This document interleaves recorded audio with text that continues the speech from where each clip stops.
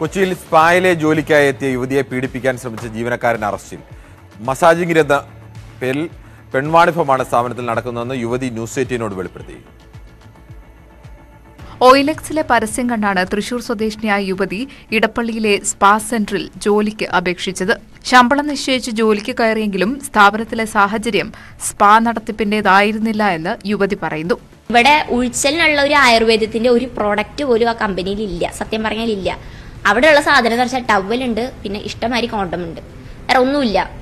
ഈ വലിയ സ്ഥാപനമൊക്കെ ഉണ്ടാക്കി വെച്ചിട്ട് ഇവര് നടത്തുന്നത് അവിടെ സെക്സ് ആണ്.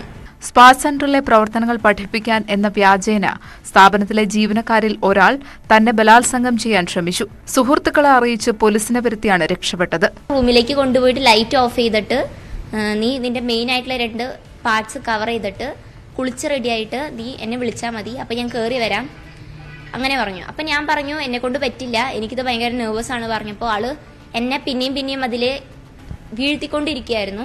ഞാനൊരു ചേട്ടന് ടെക്സ്റ്റ് മെസ്സേജ് അയച്ചു, ഞാനിവിടെ കുടുങ്ങിക്കിടക്കുക, എങ്ങനെയെങ്കിലും എന്നെ രക്ഷിക്കാൻ വരണം എന്ന് പറഞ്ഞിട്ട് ഒരു ചേച്ചിയും പിന്നെ ചേട്ടനും കൂടെ പെട്ടെന്ന് വന്ന് ഇവിടെ എന്താ നടക്കുന്നതെന്ന് അറിഞ്ഞ് പോലീസിനൊക്കെ വിളിച്ച് പോലീസ് എല്ലാ സ്ഥലത്തുനിന്നും വന്നു. അങ്ങനെ ആളെ കൊണ്ടുപോയി. യുവതിയുടെ പരാതിയിൽ സ്ഥലത്തെത്തിയ പോലീസ് ജീവനക്കാരനെ കസ്റ്റഡിയിലെടുത്തു. സ്ഥാപനത്തിലെത്തി CCTV ദൃശ്യങ്ങളടക്കം പരിശോധിച്ചു. പരാതിയിൽ വിശദമായ അന്വേഷണം നടത്തുമെന്നും പോലീസ് അറിയിച്ചു. ഇടപ്പള്ളിക്കൊപ്പം നഗരത്തിൽ 8 ഇടത്തുകൂടി സ്ഥാപനത്തിന് ശാഖകൾ ഉണ്ട്. ന്യൂസ് 18 കൊച്ചി.